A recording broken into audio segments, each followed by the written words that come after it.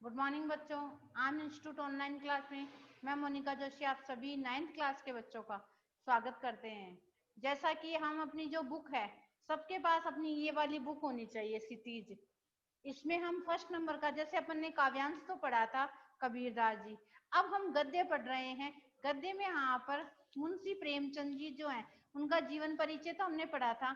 आज हम उनका पाठ है दो बेलों की कथा, उसको हम आज स्मरण करेंगे, पढ़ेंगे।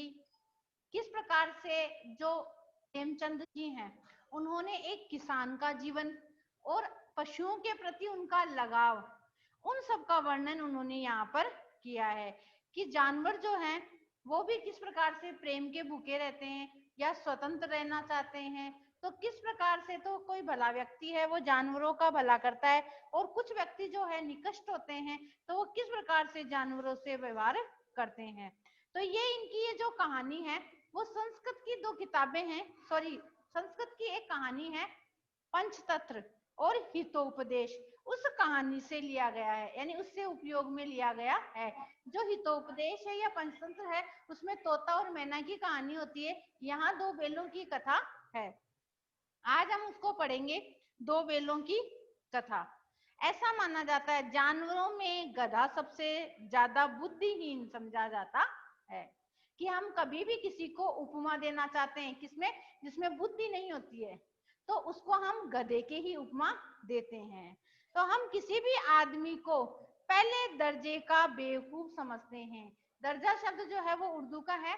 मुंशी प्रेमचंद जी पहले नवाब राय के नाम से लिखा करते थे, तो इसलिए उन्होंने अपने जितने भी गद्यांश हैं उनमें उन्होंने अधिकतर जो है वो उर्दू के शब्द, तत्सम तद्भव शब्द तो लिखे ही हैं, साथ साथ कुछ उर्दू के शब्दों को भी इन्होंने दिया है। तो उसे गधा कहते हैं। गधा सचमुच बेवकूफ है, या उसके सीधेपन या उसकी निरापद सहिष्णुता, निरापद इसका मतलब बिना किसी अपराध के सहन करने की शक्ति, सहिष्णुता का अर्थ होता है सहन करने की शक्ति।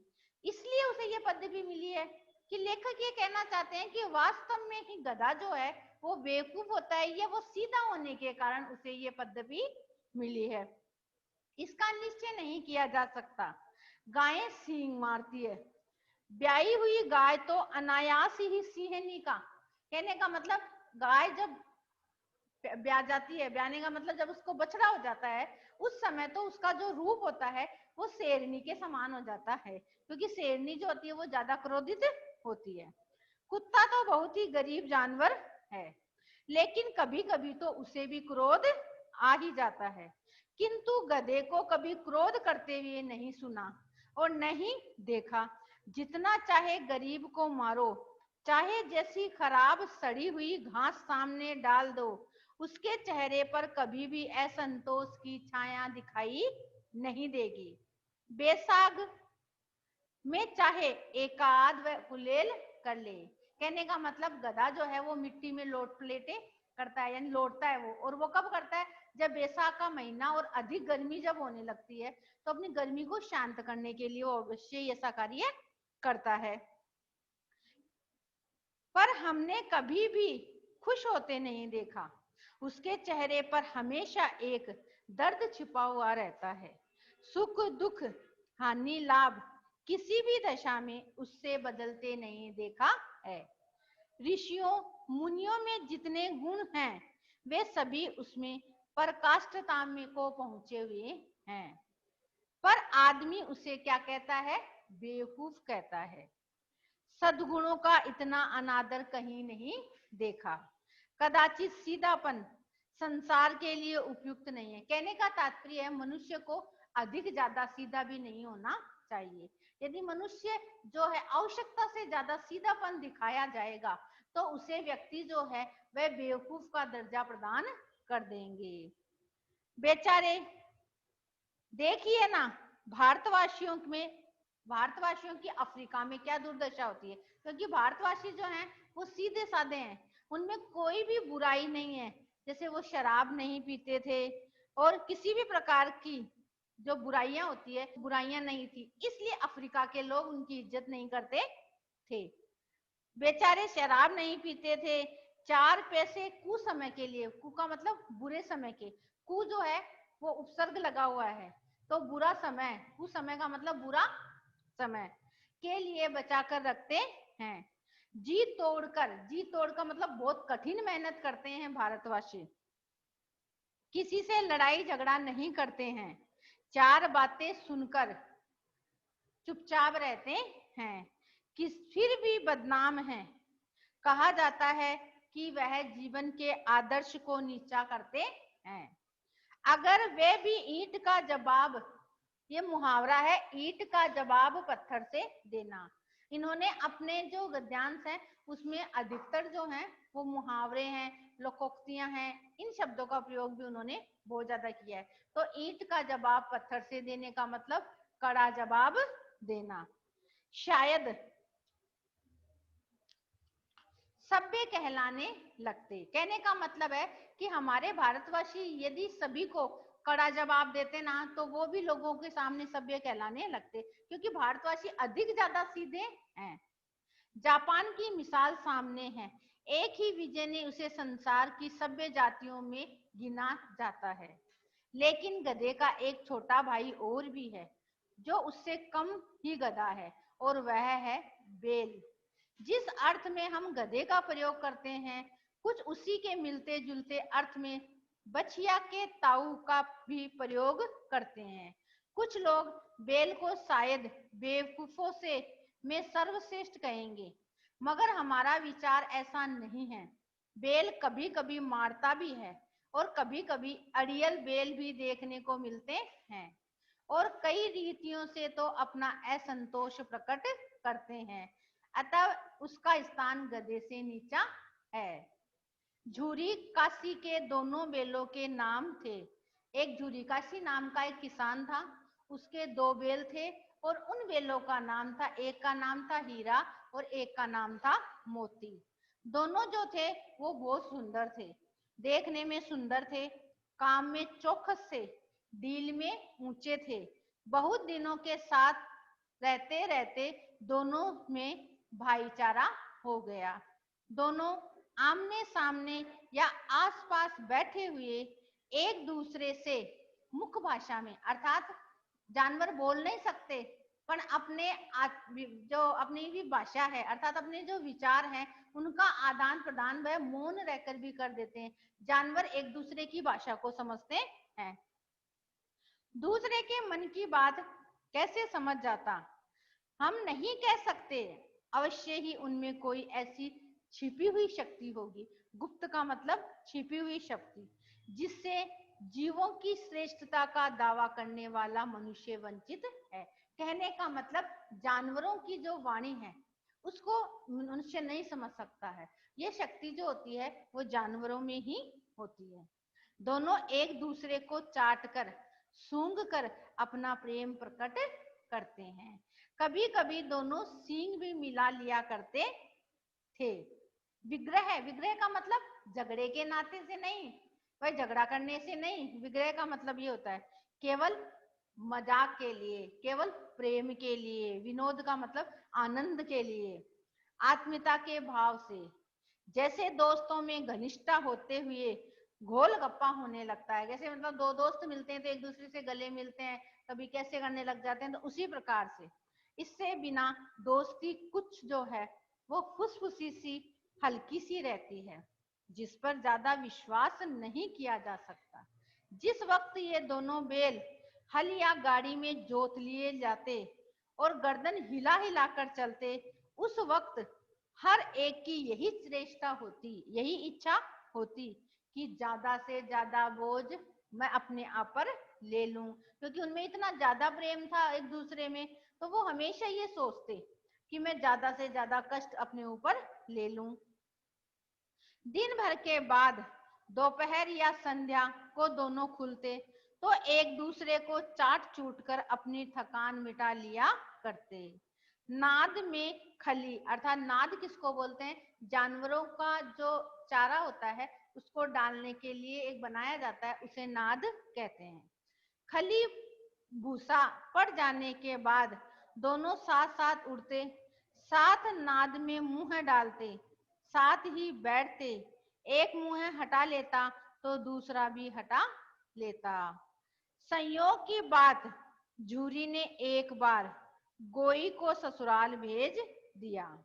बेलों को क्या मालूम कि वे क्यों भेजे जा रहे हैं। कहने का मतलब है, एक बार झूरी ने अपना जो साला था उस साले के साथ उन दोनों बेलों को अपने ससुराल भेज दिया। समझे मालिक ने हमें बेच दिया, अपनों यूं बेचा जाना उन्हें अच्छा न लगा। या बुरा कौन जाने, पर झूरी के साले गया को घर तक गोई ले जाने में दांतों पसीना आ गया। ये भी मुहावरा है। बहुत ज्यादा कष्ट हुआ। पीछे से हाँकता तो दोनों दाएं बाएं भाग जाते। पगिया पकड़कर आगे से खींचता तो दोनों पीछे से जोर लगाते। मारता तो दोनों सींग नीचे करके हुकारते। अगर ईश्वर ने उन्हें वाणी दी होती तो वह झूरी से पूछते, तुम हम गरीबों को क्यों निकाल रहे हो? हमने तो तुम्हारी सेवा करने में कोई कसर नहीं रखी। अगर इतनी मेहनत काम न चलता तो और काम ले लेता, पर हमें तुम्हारी चाकरी में मर जाना कबूल था। अर्थात कहने का तात्पर्य है कि झूरी के जो दो बेल थे, हीरा और मोती, वे झूरी से बहुत ज्यादा प्रेम करते थे। वे स्वामी भक्ति से युक्त थे।